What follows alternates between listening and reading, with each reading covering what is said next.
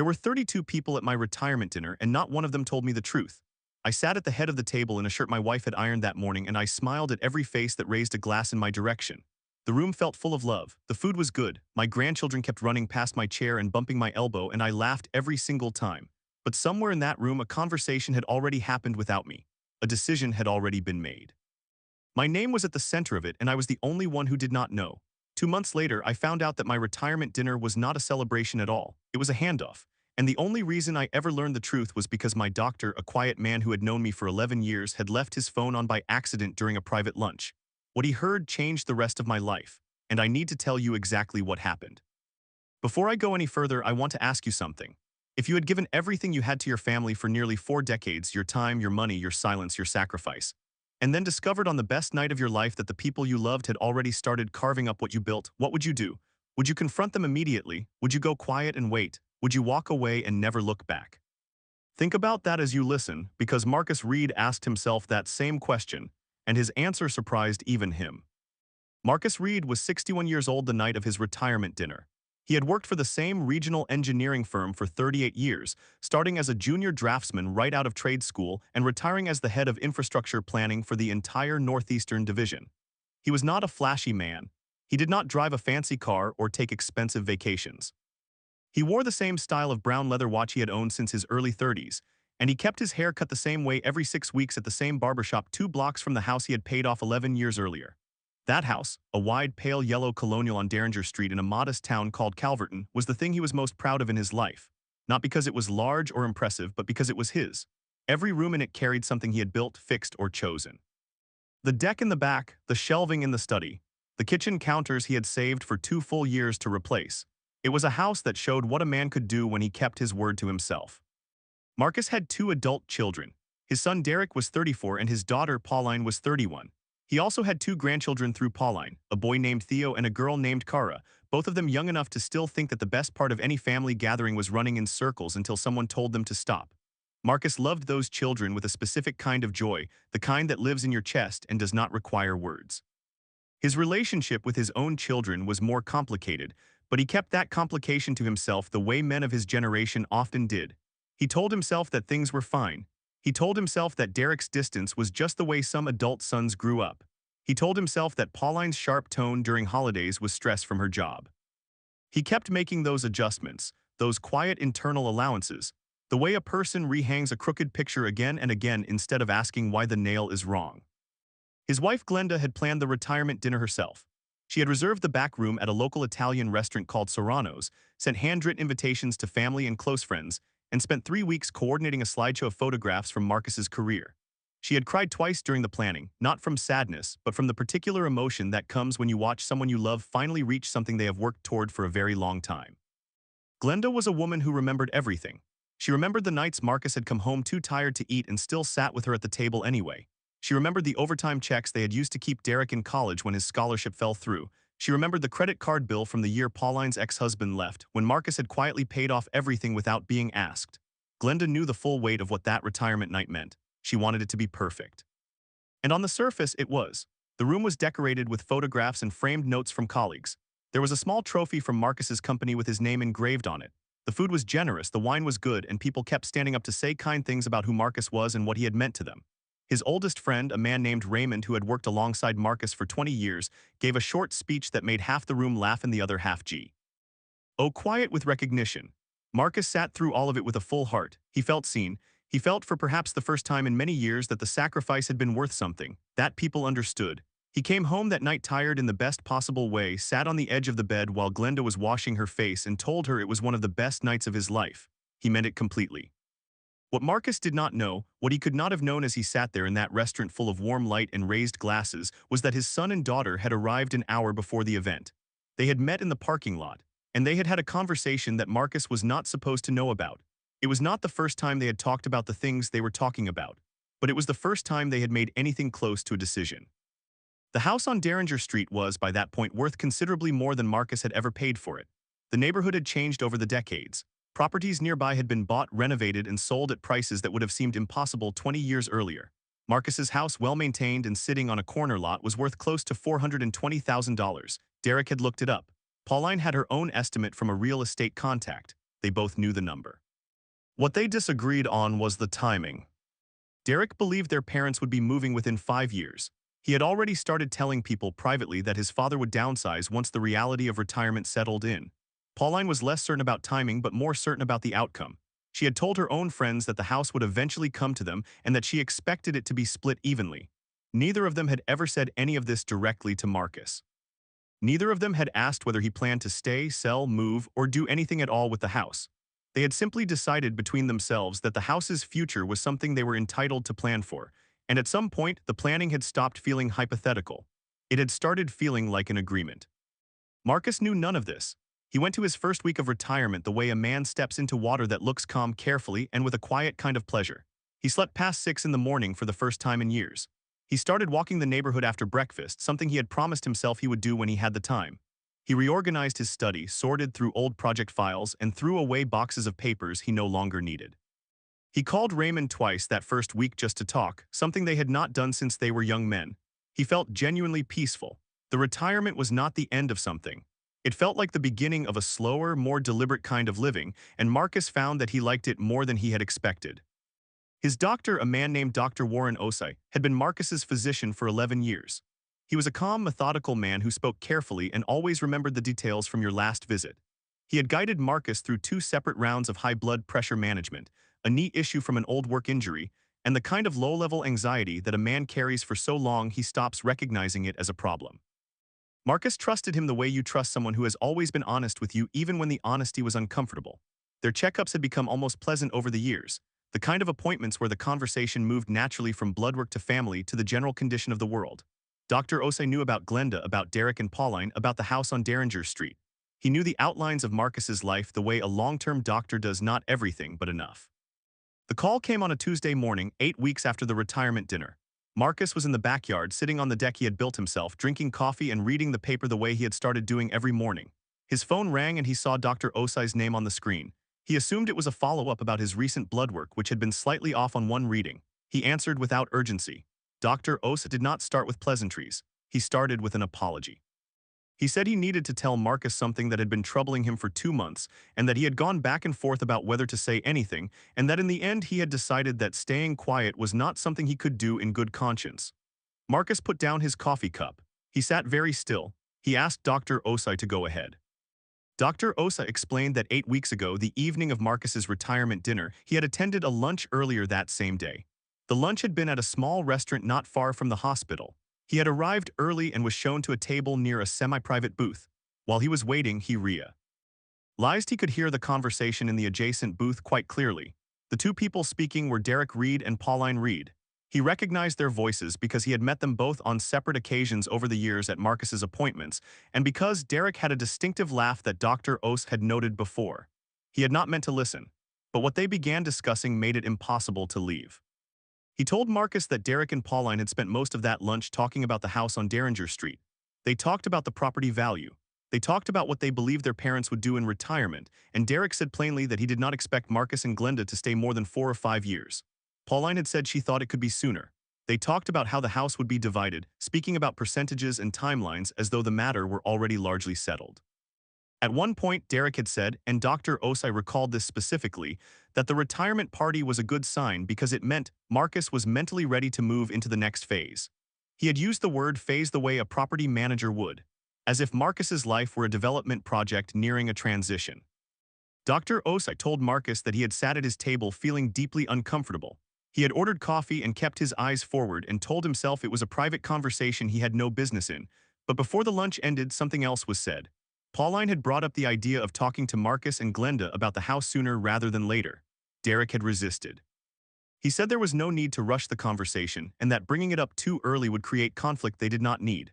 Pauline had then said, almost quietly, that she did not want to wait until the house was already in a will somewhere because that would complicate the financial split. Derek agreed with that, and the conversation had moved from general planning into something that sounded, to Dr. Osei, like an active strategy. Dr. Osei also said that without planning to, he had opened his phone to check a message and accidentally started a voice recording. He had realized it after only a few minutes and stopped it. But in those few minutes, the recording had captured the tail end of the conversation, including the part about the will and the financial split. He had kept the file on his phone because he did not know what to do with it. He had not listened to it again until the night before this call, when he had finally decided that Marcus deserved to know. He offered to send the audio file. He said he understood if Marcus wanted to take time to think.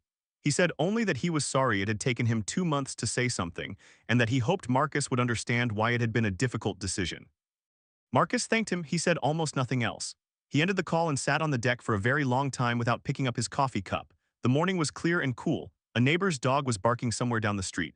The deck boards were solid under his feet, boards he had laid himself over 2 weekends a long time ago, sanding them smooth and sealing them against the weather year after year. He looked at the back of his house. The pale yellow siding. The windows Glenda kept clean. The garden she had been adding to since the second year they lived there. He looked at all of it and he thought about how many mornings he had left for work before this house was fully paid for, and how many of those mornings had been hard, and how the difficulty of all those mornings had never once made him consider giving something up. He had stayed, he had built, he had kept his word to his own life, and his children had already decided what to do with the result. He did not say anything to Glenda that day. He needed to think, and he needed to see the recording first. Dr. Osa sent the file that afternoon. Marcus listened to it in the study with the door closed. The audio was imperfect, there was ambient restaurant noise, the occasional sound of cutlery, but the voices were clear enough. He heard Derek's voice say that moving Marcus along would not take much effort if they simply made the right suggestions at the right moments. He heard Pauline say that the first thing to deal with was making sure nothing was locked up in a trust that would slow things down.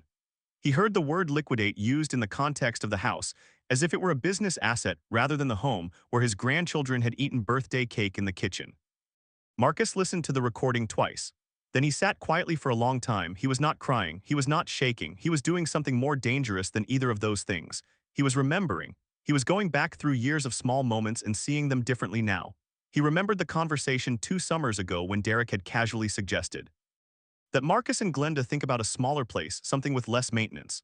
Marcus had brushed it off as concern. Now it did not feel like concern. He remembered a comment Pauline had made at Christmas the previous year about a lovely retirement community near her neighborhood, how the units were bright and the people were friendly and the management handled everything.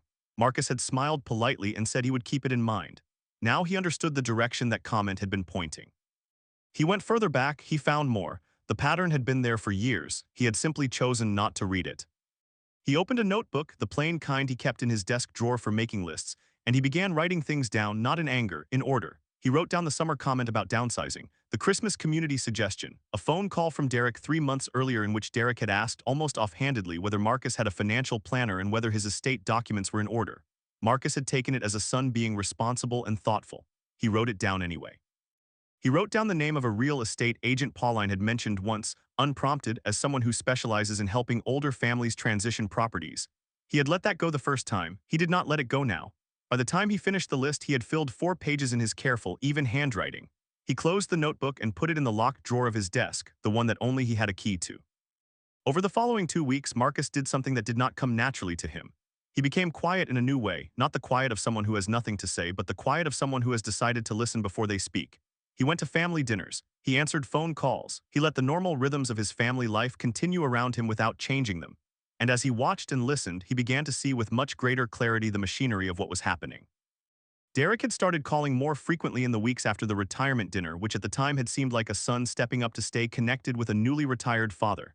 Now Marcus heard the calls differently. The questions about his health, the questions about how he and Glenda were adjusting, whether they missed the structure of work, whether the house felt too large now that it was just the two of them during the week. Every question was gentle. Every question was leading somewhere specific. Pauline had shifted her approach slightly. She had been inviting Marcus and Glenda over to her house more regularly, something she had not done in previous years with any consistency. At first, Marcus had been genuinely glad, assuming it was the natural change that sometimes happens when a parent retires and time opens up on both sides. But after what he knew now, he started to notice the things Pauline mentioned during those visits. Comments about how her neighborhood had appreciated in value. Stories about people she knew who had simplified their living situations and felt so much better for it. One evening, she had handed Marcus a brochure for a senior living development 30 minutes outside of Calverton without being asked, saying she had just come across it and thought he might find it interesting. He had taken it, thanked her, and driven home. He had placed the brochure in the locked drawer alongside his notebook. Marcus made an appointment with a lawyer. His name was Eugene Pratt, a man Marcus had used once years ago for a contract dispute at work. He was a careful and thorough man who asked good questions and did not rush. Marcus brought the notebook, the brochure, and a printed transcript he had made of the audio recording. He told Eugene everything. He sat in the clean, quiet office and told the story from beginning to end without raising his voice or dramatizing any of it. He said simply that he wanted to understand his options and he wanted to understand what legally his children could and could not do with information about his property or his estate. Eugene listened without interrupting. When Marcus was finished, Eugene looked at the materials for a moment and then told him three things. The first was that Marcus's house was entirely his to do with as he chose. The second was that nothing in the recording suggested any current legal violation, but that the nature of the conversation was consistent with a longer pattern of influence that was worth documenting carefully.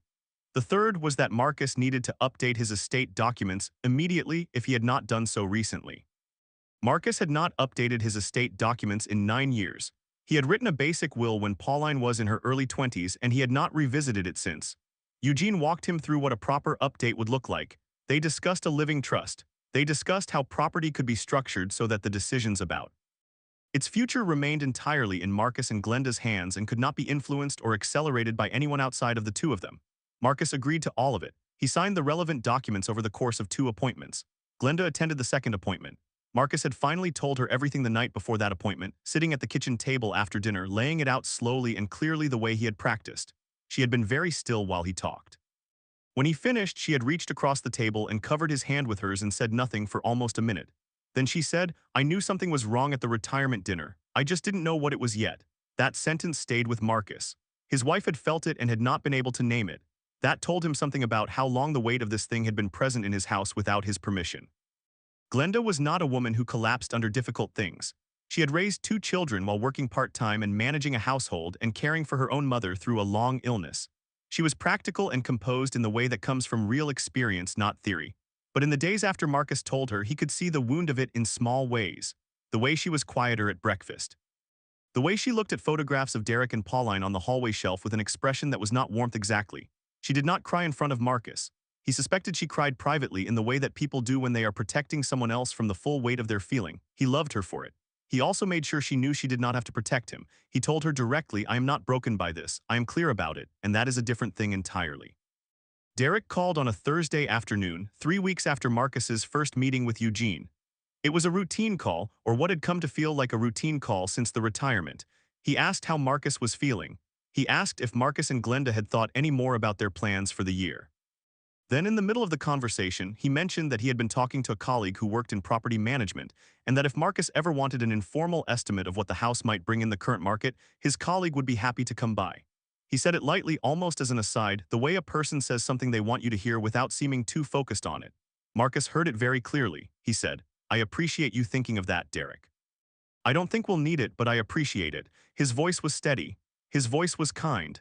He ended the call and sat for a moment and then opened his notebook to write down the date, the time, and the exact words Derek had used. The clearest moment came at a Sunday dinner 6 weeks after the recording call from Dr. Osai. Pauline had organized the gathering at her house, and both Marcus and Glenda attended, along with Derek and his girlfriend at the time, a quiet woman named Susan who mostly observed. The grandchildren were there too, climbing over furniture and asking for things in the cheerful, relentless way that children do. The dinner itself was pleasant. The food was good. The conversation moved through the usual channels, the children's activities, the news, a home renovation Pauline was considering. And then after the dessert plates were cleared, Derek said he had something he wanted to share with the table. He said he had been doing some thinking and that he believed it would be good for the family to have a formal conversation about planning, about the future, about making sure everyone was on the same page before things got complicated. He said the word complicated carefully, as if it were a gift he was offering rather than a warning. Marcus looked at his son across the table. He looked at Pauline, who was nodding slowly with her hands folded in her lap. He looked at Glenda, who was very still. He said, "What kind of planning are you thinking about, Derek?" And Derek, encouraged by the calmness of the question, began to lay it out. He talked about the house. He talked about its value in the current market. He mentioned casually that he and Pauline had been talking to someone in real estate just to understand the landscape. He said that he thought it would be wise for Marcus and Glenda to consider their options sooner rather than later, while the market was favorable. He said he only wanted to make sure his parents were protected. Susan was very quiet. The grandchildren had moved to another room. Glenda set her coffee cup down. Marcus let Derek finish. He did not interrupt. He did not change his expression. When Derek was done, Marcus looked at him for a moment and then said, "I want to ask you something and I want you to think before you answer." He said it slowly and without any edge. He asked Derek if he had been planning this conversation before the retirement dinner. Derek looked surprised. He said, "Of course not." Marcus said, "I need to tell you both something." He told them about the recording. He did not tell them how he had obtained it. He said only that he had heard a conversation that had taken place 8 weeks before this one, and that the conversation had been about this exact topic, and that it had taken place on the same day as his retirement dinner, and that the two of them had discussed the house in terms he would like them to consider carefully. He did not raise his voice. He did not accuse anyone of a crime. He simply told the truth and let it sit on the table between them like an object everyone had to see. Derek said that was completely taken out of context. He said he and Pauline were only trying to be responsible. Pauline said that other families talk about these things all the time and there was nothing wrong with it. Marcus said, I'm not saying it's illegal, I'm saying it's mine. The house is mine and your mother's, the decisions about it belong to us. We didn't ask for your planning and we don't need it. And I want both of you to understand that clearly from this point forward. He said it without cruelty. He said it with the kind of calm that comes from knowing exactly where you stand. The room was very quiet after that. Susan had her eyes on the table. The sound of the grandchildren playing in the next room was the only thing that moved. Pauline tried a different approach. She said Marcus was being defensive about something that was only meant to be helpful. She said she was his daughter and she had a right to be concerned about his future. Marcus looked at her and said, concern and planning are different things. Concern is when you ask me what I need. Planning is when you make decisions about my property without asking me. I know the difference and now you know that I know it. He stood up from the table and told Glenda they would be leaving. Glenda stood up beside him without hesitation. He thanked Pauline for dinner. He kissed Kara and Theo on their heads, told them he would see them soon and walked to the front door. He drove home with the window down, not because he was upset, but because he wanted the air. He felt clear. He felt for the first time in 2 months completely and entirely himself. The days after that dinner were not simple. Derek sent a long text message the following morning that cycled through several emotional registers: wounded, apologetic, defensive, and then wounded again. He said Marcus had embarrassed him in front of Susan. He said he had only been trying to help. He said he did not understand why his father was treating a caring conversation like a betrayal. Marcus read the message once, set the phone down, went for his morning walk, came back, and then wrote a short reply. He said, Derek, I heard what you said at that lunch 2 months ago. I have documentation of the pattern leading up to last night. I have updated my estate documents with an attorney. The house is protected. I love you. But this topic is closed. He sent it and did not look at the phone for the rest of the morning. Pauline called Glenda. That call lasted 47 minutes according to Glenda, who told Marcus about it that evening. Pauline had cried during the call. She said she felt blindsided. She said she never meant for any of this to hurt her parents. She said the real estate conversations were just casual and that Derek had driven most of it. Glenda had listened. Glenda had said, I believe you love your father, and I believe you had that conversation. Both things can be true. She had not told Pauline that she was forgiven. She had not told her that everything was fine. She had simply acknowledged what was said and then she had said goodnight and ended the call. Marcus looked at his wife when she told him this and felt something expand in his chest. She was not a woman who could be managed even by her own daughter's tears. He had always known that about her. He had never been more grateful for it than he was in that moment. Raymond came over for coffee on the following Saturday morning. Marcus told him everything. Raymond sat across the kitchen table and listened and did not say much. When Marcus was done, Raymond picked up his cup, looked at the grain of the table for a moment and said, you know what the hardest part of getting old is? It's not the body, it's watching who people decided to become. Marcus nodded. He had been thinking something very similar. The hardest part was not the property conversation. The hardest part was understanding that his children had spent years around a table of his life, eating what he provided, relying on what he built, and had somewhere along the way started to see it as a resource rather than a home. He did not say this to Raymond out loud, but Raymond seemed to understand it anyway, the way old friends sometimes do. Marcus did not cut his children off. That was not who he was and it was not what he wanted, but he changed the terms. The invisible terms, the ones that had never been spoken but had allowed a certain dynamic to exist without challenge. He stopped being the one who called first. He stopped rearranging his schedule to accommodate last-minute requests. He stopped offering financial help preemptively, the way he had done quietly for years, covering a bill here, a shortfall there, a gift that was actually support wearing a casual disguise. He did not do this with resentment. He did it because he realized that what he had mistaken for generosity had partly been a kind of peace buying, and that the peace he had been buying was not real. Real peace did not require you to remain silent about your own home. Derek came over in person 3 weeks later. He rang the doorbell on a Wednesday afternoon and Marcus let him in. They sat in the living room and Derek said he owed his father an apology. He said it plainly without decoration and Marcus believed it was sincere in the way that an apology is sincere when there is no other available option. He did not say this to Derek. He accepted it with a nod. He told Derek he was glad he came. He told him he wanted a relationship with his son. He told him clearly, but I need that relationship to be built on honesty about what I am and what I have, and if you can do that, I'm here. Derek looked like he wanted to say something else, several things, but he seemed to sense that the moment was not about adding more words. He said okay, he said he understood. Marcus walked him to the door and they shook hands, which was an unusual thing for a father and son to do, but it felt right. It felt like the beginning of something that was at least honest. Pauline took longer. Her apology came by letter, which surprised Marcus. He had not expected a letter. She was not a woman who wrote things by hand. The letter was 2 pages, careful and a little formal, and it said things that Marcus suspected she had not been able to say out loud. She wrote that she had not thought of herself as someone who would do what she had done. She wrote that she had spent years watching her father provide and had somewhere lost track of what that provision had cost him, and that she had started treating his life as a backdrop to her planning rather than as something whole and separate and deeply his own. She wrote that she was ashamed of that, and that she did not expect him to pretend otherwise. She said she loved Theo and Kara and wanted them to know their grandfather the right way, as someone they respected, not as someone they one day associated with a property line. Marcus read the letter twice. He folded it and put it in the locked drawer, not to keep it from her but to keep it safe. It was the most honest thing Pauline had written in years. He intended to remember it. The house on Derringer Street was not going anywhere. Marcus and Glenda had made that clear in the updated trust documents, and they had made it clear to each other in the quiet way that two people who have built something together know the truth of it without needing to say it loudly. They had also decided after a long conversation on the back deck one evening that they were going to do something they had put off for too long. They were going to travel.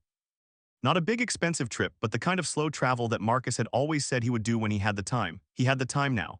Glenda had made a list of places over the years. He had seen the list. He had told her they would get to them. They started planning the first trip, a 2-week drive through the coast with no schedule and no pressure and no one to report to. Marcus bought a paper map. He had not used a paper map in years. He spread it out on the kitchen table and he and Glenda sat together marking routes with a pencil, talking about which roads looked interesting, which towns had names that made them curious, what they would do if they got somewhere and decided they wanted to stay longer. It was the most alive Marcus had felt in a very long time. Dr. Osai called again 1 month after the first call, not with information this time, but simply to ask how Marcus was doing. Marcus told him he was well. He told him the truth had been hard to hear, but that it had also been necessary and that he had handled it. Dr. Osai said he was glad. He said he had worried he had done the wrong thing by calling. Marcus said, "You did the right thing. The right thing is usually harder than the wrong thing. That's how you know which one it is." Dr. Osai laughed quietly and said that was worth remembering. Marcus agreed. They made plans for his next checkup. Marcus's blood pressure had actually improved since the retirement. Dr. Osai noted it in the chart and asked if Marcus knew why. Marcus said he thought it might be because he had stopped carrying something he did not realize he had been carrying. The weeks continued to build into months.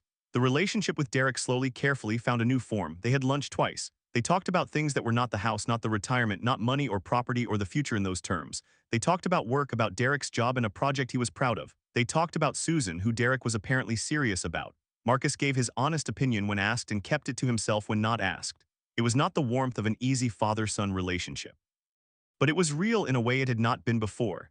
It was based on what both of them actually were rather than on a performance of what they were supposed to be. Marcus found that he preferred that. He had spent enough years performing the easy version of family. The honest version was harder and quieter, and he was discovering much more worth having. Pauline brought the grandchildren over on a Saturday in early spring. It was the first visit since the Sunday dinner, and it carried the particular tension of a first visit after a hard truth. But Theo and Kara did not know any of that. Theo ran immediately to the backyard to see if the garden had changed, which it had, because Glenda had started a new section along the fence. Kara sat at the kitchen table and asked Marcus if they could make the lemon cookies they had made once before, the ones that came out a little flat but tasted good anyway. Marcus said yes. He got out the bowl and the flour and the eggs and stood at the counter with his granddaughter measuring things carefully, and he felt the strange, specific grace of being exactly where you are in a moment without pulling back from it. Pauline sat at the kitchen table and watched. She did not say much. But at one point, while Kara was pressing the cookies onto the sheet, Pauline caught Marcus's eye and held it for a second, and what passed between them was not forgiveness exactly, but something close to understanding. Something that said, "I see what this is, I see who you are, I will not be careless with it again." Marcus kept the notebook. He kept the printed transcript. He kept the audio file backed up in 2 places, not as a weapon but as a record.